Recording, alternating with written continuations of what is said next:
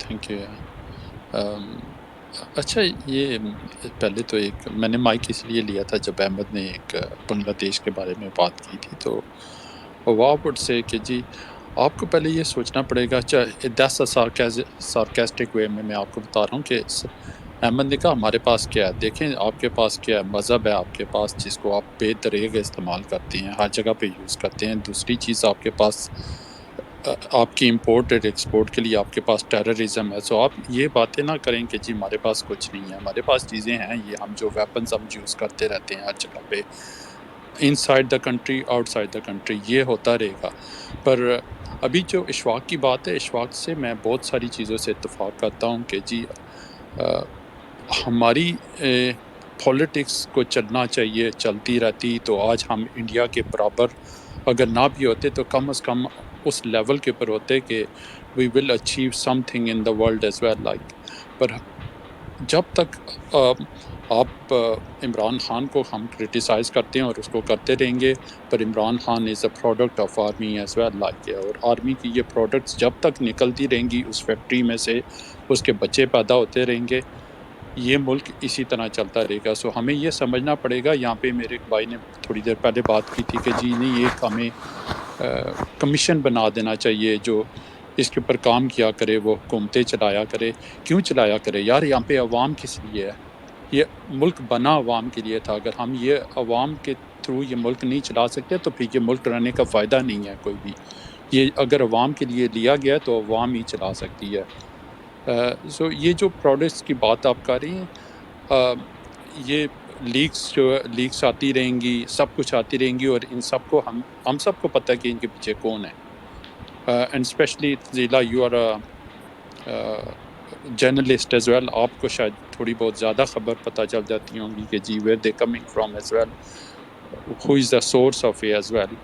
سو یہ نہ کہیں کہ جی ہمیں یہ نہیں پتہ ہے۔ سو مین چیز ہے کہ ہم ایز اے نیشن جب تک ہم یہ اسٹیبلش نہیں کریں گے کہ یہ ملک ابھی بھی صرف 1 کروڑ لوگوں کے لیے ہے، یہ ملک 21 کروڑ لوگوں کا ملک نہیں ہے، اور اس 21 کروڑ لوگوں کے جو ملک ہے اس میں اگر ان کو نہ زندہ رہنے کا حق ہے، نہ ان کو بات کرنے کا حق ہے، نہ ان کو سانس لینے کا حق ہے، نہ ان کو اپنی مرضی سے بزنس کرنے کا حق ہے۔ یہ میرے بھائی اگر آپ کہتے ہیں کہ ہم بزنس کر لیتے ہیں تو آپ انڈیویجول کیپیسٹی میں تو بہت کچھ اچیو کر لیتے ہیں، پر جب کیومولیٹیولی آپ کی کنٹری اچیو نہیں کر رہی ہے، آپ کے لوگ خوشحال نہیں ہیں، آپ کے بچوں کے پاس اچھا سکول نہیں ہے، اچھا ہاسپٹل نہیں ہے، اچھا کھانے کی جگہ نہیں ہے، آپ پینے کی جگہ نہیں ہے، ان کے ریٹائرمنٹ کے بعد ان کو اچھی زندگی میسر نہیں ہے، تو آپ نے کچھ نہیں اچیو کیا ہے۔ آپ بے شک کہہ لیں کہ جی ہم نے تو بہت اچیو کر لیا ہے، یہاں پہ ہم بیکار قوم ہے،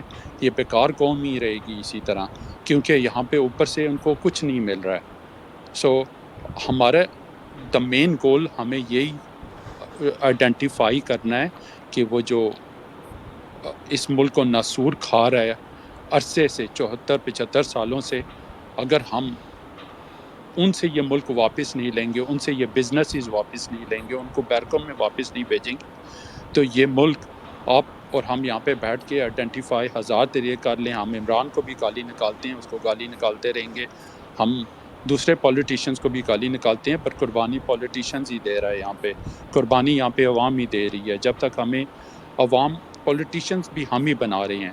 سو آئی ول ریئلی سے کہ جی ہمیں اپنا جو مرکز ہے، ہمارا جو گول ہے اس کے اوپر فوکس رہنا ہے کہ جی ہم نے اس بندوق کو، اس وردی کو اس ملک کی سیاست سے نکال کے باہر پھینکنا ہے۔ اگر ہم وہ کر سکتے ہیں then we will be a successful country, ورنہ ہم کیا، ہماری نیکسٹ جنریشن، اس کے بعد اندر جنریشن، اور شاید اس کے بعد جو جنریشن آئے اس کے پاس یہ ملک ہی نہ ہو۔ Thank you Tanzeela. کہنا چاہوں گی جو ابھی فار صاحب کہہ رہے تھے، میں اسی بات کو آگے لے کے جاؤں گی کہ جو یہ جو یہ ڈیزاسٹر ہمارے ملک میں آیا ہے، اور بہت بڑی آبادی اس وقت بے یار و مددگار اور بھوک اور بیماری اور اس سے شدید اذیت کا شکار ہے، اور وہ کوئی تھوڑے سے چند 100 یا چند ہزار لوگ نہیں ہیں، 33 ملین لوگ ہیں. تو ابھی یہ جو بات فار کر رہے تھے کہ ان کا کوئی پرسان حال نہیں. آپ یقین کریں کہ نہ ان کے بارے میں کوئی حقیقت میں کوئی پلاننگ ہو رہی ہے، نہ ان کے بارے میں کوئی، یہ وقتی بالکل چیز ہے کہ ان کو کچھ ریلیف یا ان کو کنٹینجنسی پلاننگ کے طور پہ کچھ راشن یا کچھ شیلٹر یا کوئی تھوڑا بہت پہنچا دیا جائے. مراد علی شاہ صاحب نے ابھی خود کہا ہے، اگرچہ کہ وہ بہت انہوں نے کوشش کی ہے، کام کیا ہے، لیکن there is just not enough resources. تو انہوں نے کہا کہ ہم ابھی تک 25% فلڈ وکٹمز تک پہنچ پائے ہیں، 25% تک سندھ کی بات کر رہے ہیں. تو 75% جو ہے ابھی وہ صرف آسمان کی طرف منہ کر کے بیٹھے ہوئے. یہ لوگ اصل پاکستان ہے. پاکستان یہ لوگ ہیں. اور جب یہ ڈیزاسٹر آتے ہیں، 20 سال ہو گئے مجھے، یہ 2004 سے ہم یہ ڈیزاسٹرز میں کور کر رہی ہوں خود. 2004 میں بھی آپ کو شاید یاد ہوگا بلوچستان میں ایک ڈیزاسٹر آیا تھا، یہ سونامی سے تھوڑا سا پہلے. پھر جب سونامی آیا تو وہ چیز پیچھے چلی گئی، اور انڈونیشیا کا جو سونامی تھا اس میں وہ ساری دنیا کو اس نے ہلا کے رکھ دیا. پھر 2005 میں ہمارے اپنے ملک میں ایک بہت بڑا ارتھکویک آیا، جس کی وجہ سے پھر یہاں پر کافی ساری آرگنائزیشنز بھی حرکت میں آئیں، کچھ سرکاری سطح پر نئی وہ بھی بنے، ادارے بھی بنے. لیکن آج بھی حالت وہی ہے کہ جب ڈیزاسٹر آ جاتا ہے تو وہ کیا چیز اریاں کرتا ہے. میں بار بار یہ بات کرنا چاہتی ہوں کہ نہ سیلاب نے کسی کو غریب کیا، نہ زلزلے نے کسی کو فقیر کیا.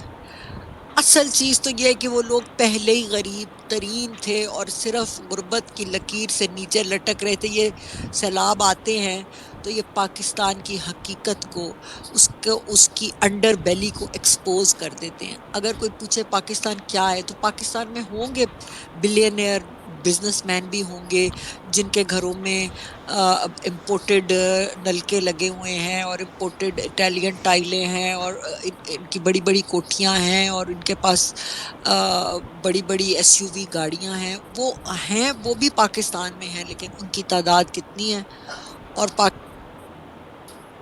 اس وقت جو غریب ترین طبقہ ہے، جس کے پاس کوئی پرسان حال نہیں ہے، جس کے پاس کوئی ایسی جگہ نہیں ہے جہاں پر وہ اپنے حق کے ساتھ جا کے مانگ سکے. دیکھیے یہ کتنی بڑی بات ہے کہ وہ صرف خیرات کے اوپر ہے. کوئی دے جائے تو دے جائے، اور نہ دے جائے تو کوئی ایسا ادارہ، کوئی ایسی جگہ، کوئی ایسا دفتر، کوئی ایسی عمارت نہیں ہے کہ جہاں وہ جا کر کہیں کہ میں پاکستان کا شہری ہوں، میں بھوکا ہوں، میں ننگا ہوں، میں بیمار ہوں، میرا حق کہاں ہے؟ کیونکہ پاکستان کا آئین تو مجھے اس چیز کا حق دیتا ہے کہ پاکستان کی حکومت، ریاست میری جان اور مال کی حفاظت کی ذمہ دار ہے. آج میرا مال بھی گیا، میری جان کو بھی خطرہ ہے، میں بیمار ہوں، میرے بچے زمین پہ پڑے ہوئے ہیں. کون سا محکمہ میرا ذمہ دار ہے؟ تو یقین کریں کہ کوئی محکمہ ذمہ دار نہیں ہے. جو دے رہے ہیں وہ احسان کر رہے ہیں، جو دے رہے ہیں ان کی مہربانی ہے. جو ہم جیسے چھوٹی آرگنائزیشنز ہیں جو اپنی مدد آپ کے تحت محض اپنی بہت ہی محدود سی ریسورسز سے اور محدود سی طاقت سے پھر بھی کوشش کر رہے ہیں کہ ہم کسی چند لوگوں کی ہی داد رسی کر سکیں. اور ہمارے جیسی بہت سارے لوگ اور بہت ساری آرگنائزیشنز ہیں، وہ صرف اپنی گڈ ول سے کام کر رہے ہیں. لیکن میں پاکستان کی ریاست سے، آج میں قمر جاوید باجوہ سے، میں D G I S P R سے، میں ان لوگوں سے جو 23 مارچ کی بڑی بڑی سی پریڈیں کرتے ہیں جس میں وہ ہیلی کاپٹر سے اور جہازوں سے کرتب دکھاتے ہیں، ان جہازوں کے پیچھے سے رنگین دھوئیں نکال کے دکھاتے ہیں اور چھتریوں سے زمین پہ اتر کے دکھاتے ہیں، میں ان سے سوال کرنا چاہتی ہوں.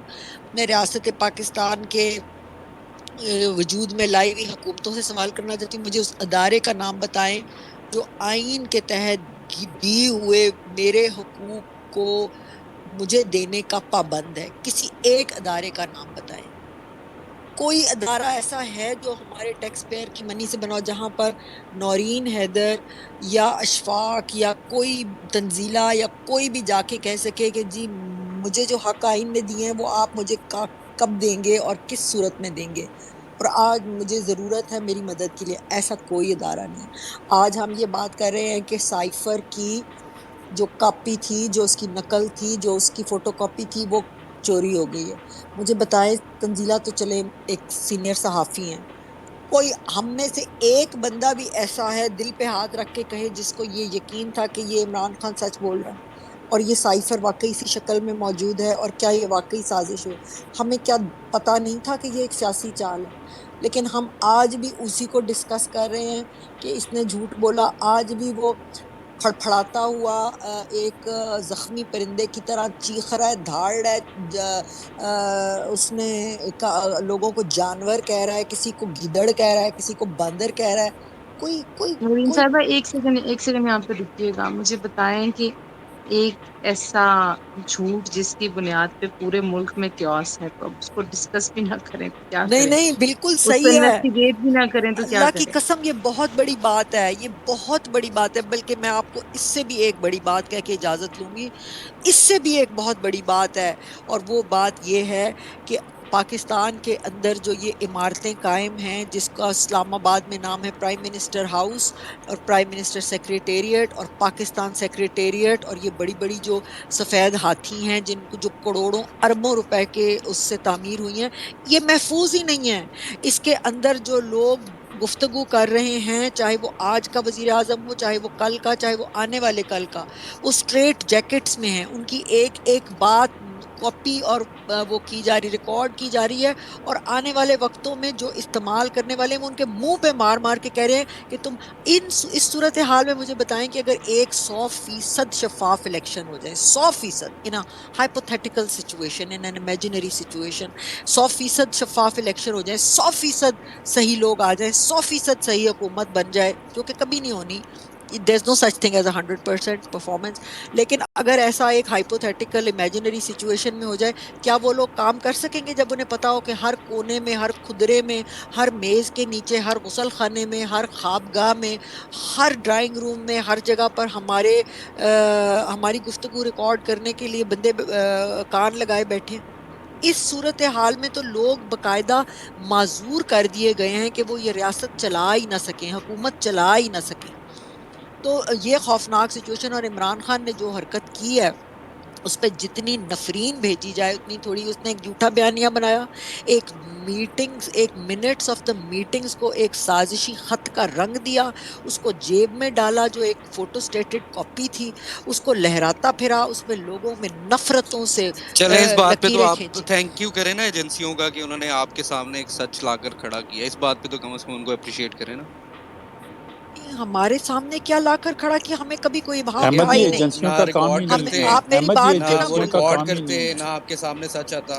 جی خان صاحب ابھی بھی لوگوں کو بیوقوف بناتے رہتے ہیں. ہمیں یہ بات آج سے نہیں، بے نظیر بھٹو صاحبہ، رانی بے نظیر بھٹو صاحبہ شہید زندہ تھی تو اس وقت کی بات ہے. میں آپ کو تب کی بات بتاؤں کہ جس وقت کوئی خاص میٹنگ کرنی ہوتی تھی تو وہ برآمدے میں کولر لگا کے، شاید تنزیلہ کو پتا ہو اس بات کا، وہ توثیق کر سکیں، وہ باہر بٹھا کے برآمدوں میں میٹنگ کرتی تھی. جب کوئی پوچھے تو وہ ایک لفظ کہتی تھی، بگڈ بگڈ، بس اتنی بات کر کے وہ ایسے اشارہ کرتی تھی کہ تو یہ تب کی بات ہے. ہمیں کوئی بھول ہے اس بات کی؟ ہم بچے ہیں، ہم دودھ پیتے ہیں.